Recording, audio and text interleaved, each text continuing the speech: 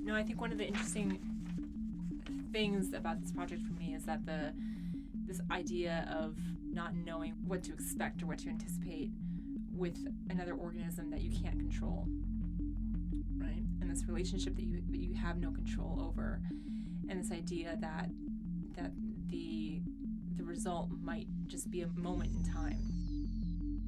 And so this first project, Symbiosis, we're casting Josie's body, and we are growing fungi, which will be transferred to Josie's body and then create this both literal and metaphorical relationship between organisms.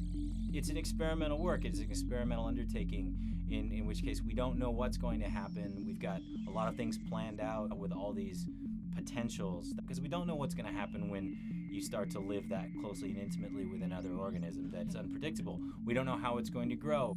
So Symbiosis is really an interesting adventure, an interesting way of exploring these relationships between people thrown together to collaborate, and also people thrown together with other organisms to try to gain some kind of experiential understanding. So we're heading out to this residency as part of the Whitey Center with University of Washington for about 5 or 6 weeks, and we will use that time to develop models for SYNC and to document the performance and the growth of this fungi on my body. And all of this work will be installed and exhibited back in Chicago later on in the year. It's pretty exciting because we'll be surrounded by people who are interested in these types of relationships. Definitely when it's underway, we'll be posting all kinds of documentation and keeping everyone updated on what happens to Josie as she goes through this transformation.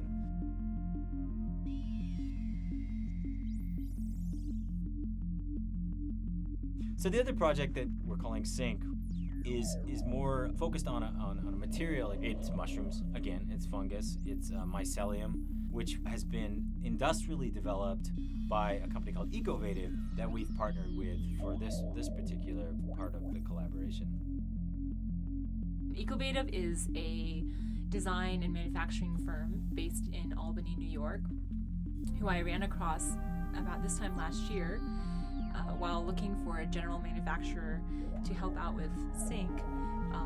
At that point, we realized that our goals for SYNC were that it would be a larger-than-life, public art work, and so with the goal of finding a manufacturer to help with this large-scale piece, I found Ecovative, and over the course of time realized that Ecovative worked with Mycelium, and this material began to then inform our design and our conversation around SYNC as a sculpture and a functional art piece.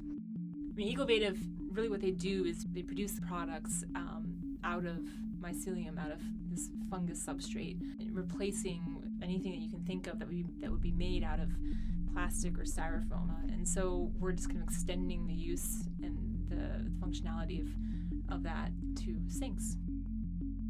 So we're going to be building these prototypes, regular-sized objects that are based on this utilitarian idea of a SYNC.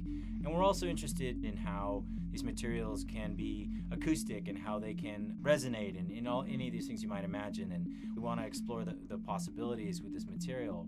And of course it falls within our personal beliefs of sustainability and our concerns with the environment and things like that. That's one thing that's really exciting about this type of organization like Ecovative that's working with these materials, that they're open to working with artists like ourselves, not just to get their name out there or get their product out there, but in some ways they're along with us for the ride. I think they want to see what we come up with. And what I think we're really interested in is the material sort of freed from these constraints of industrial manufacturing to a certain point, and more sort of materials and fabrication meeting the organism, biodegradable, biomimetic world. So we're interested in utility, and we're interested in this organism as a living thing.